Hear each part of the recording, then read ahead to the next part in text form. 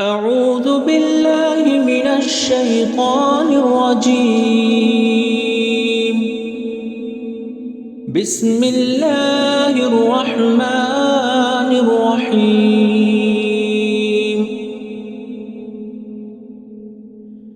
إذا زلزلت الأرض زلزالها وأخرجت الأرض أثقالها وقال الإنسان